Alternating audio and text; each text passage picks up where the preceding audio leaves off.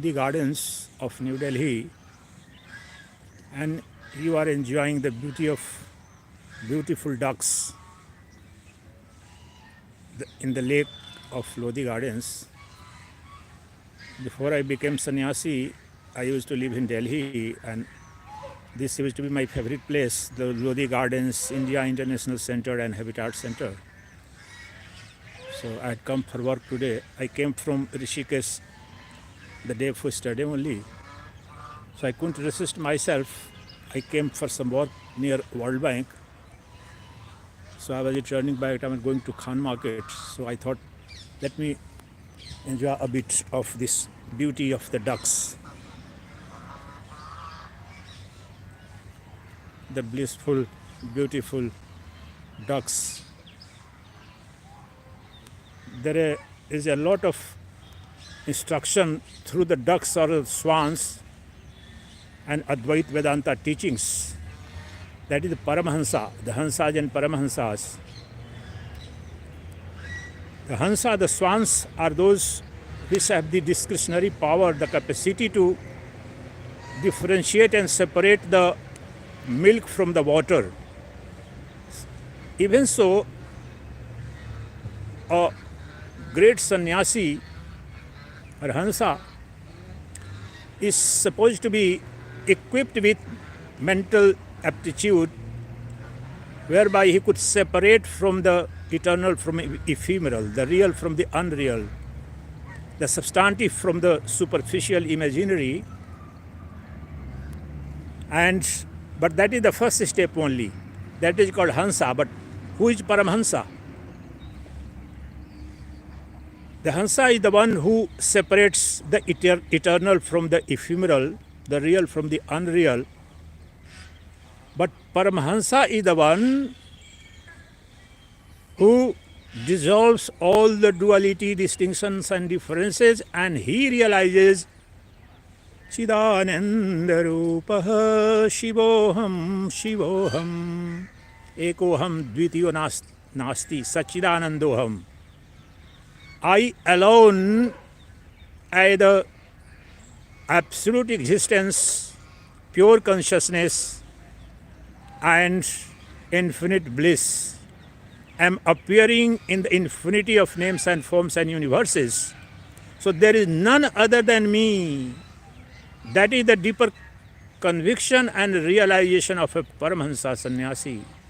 And that is the ultimate objective. That is the Param Purushartha in Sanatan Dharma and Vedic culture.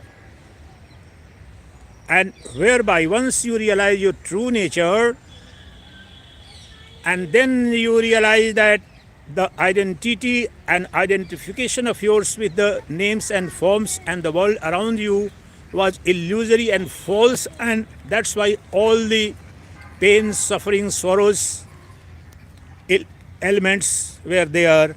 Once you know your true nature, the Atman, the absolute existence, then you come to know that you are life eternal, you are existence immortal, bliss is intrinsic to you, and all beauty is emanating only and only from you alone.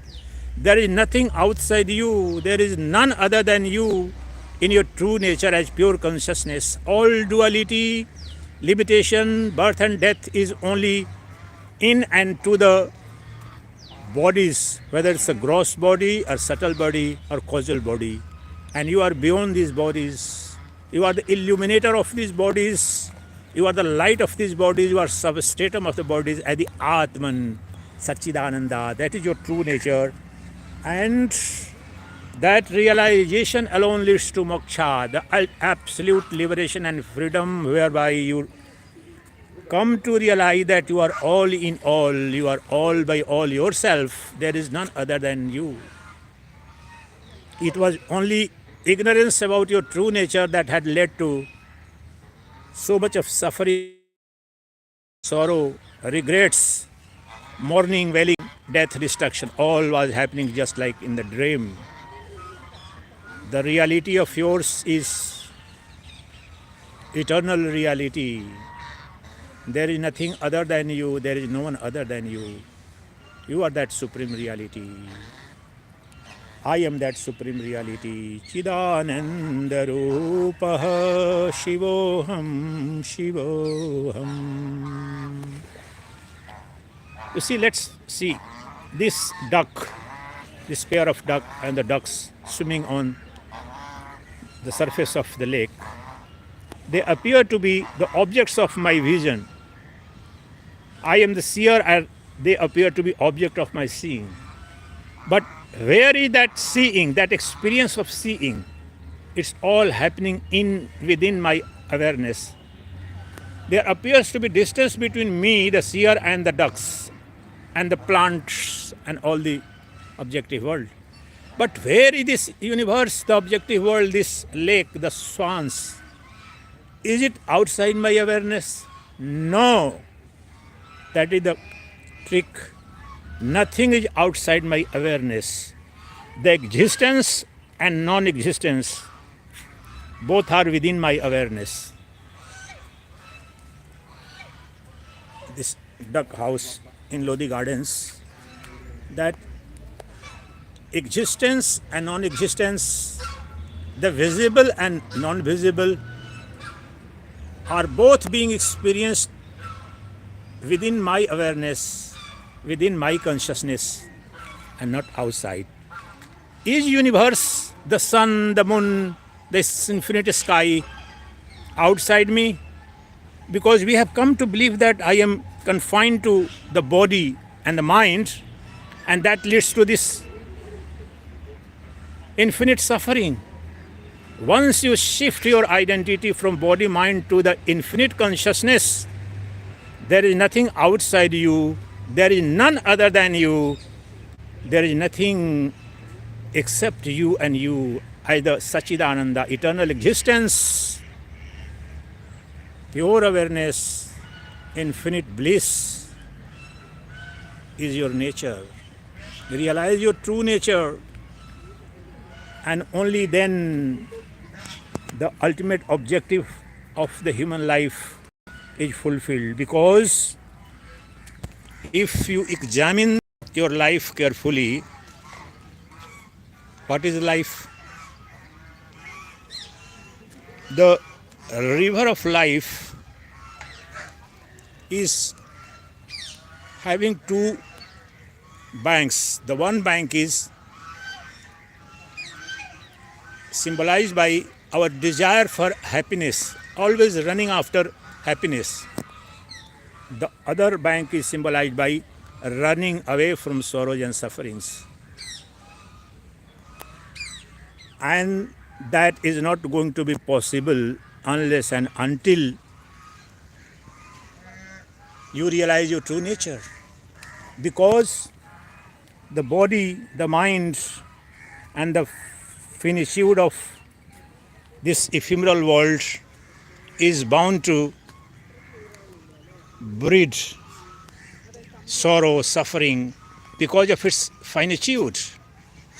Only and only when you realize your true nature, your own eternal, universal, cosmic existence, then and then you will come to know that you are an absolute reality. You are not dependent on anything, anyone.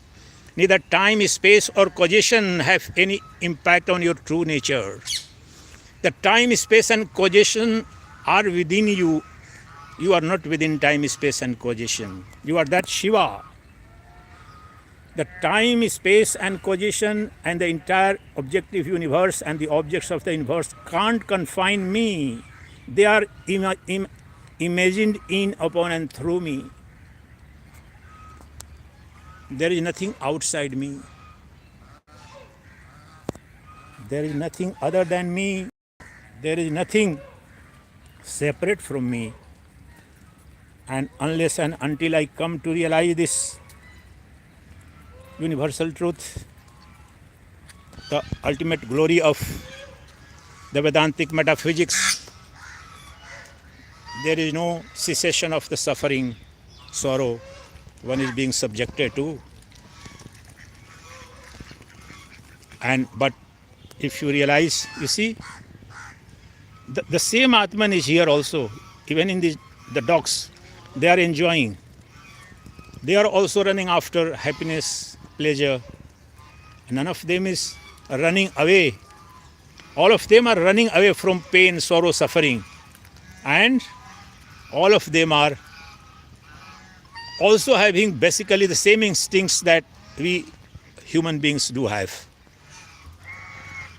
But unless and until we come to realize our true nature, we are not going to be able to enjoy that infinite bliss, absolute consciousness, and eternal existence that we are. So let me hope and pray that we realize these truths. So now, earlier when I used to come from Rishikesh to Delhi, immediately there used to be such a swing down. I used to feel that, oh, I am in a different world, there is no spiritual environment. But now I find a little difference. It seems to be with God's grace that everywhere, in every time and climb, I am able to see and perceive or realize my true nature as Atman. So it doesn't make any difference whether it's Delhi or Rishikesh. Chidananda Rupaha Shivoham Shivoham Chidananda Rupaha Shivoham Shivoham Chidananda Rupaha Shivoham Shivoham Asangoham Asangoham Sangoham Punah Punah Satchidananda Rupoham Ahamivahamayabhyaya Chidananda Rupaha Shivoham Shivoham Chidananda Rupaha Shivoham Shivoham Chidananda Rupaha Shivoham Shivoham Shivoham Chidananda Rupaha Shivoham Shivoham Chidananda Rupaha Shivoham Shivoham Chidananda Rupaha Shivoham Shivoham Chidananda Rupaha Shivoham Shivoham Shivoham Shivoham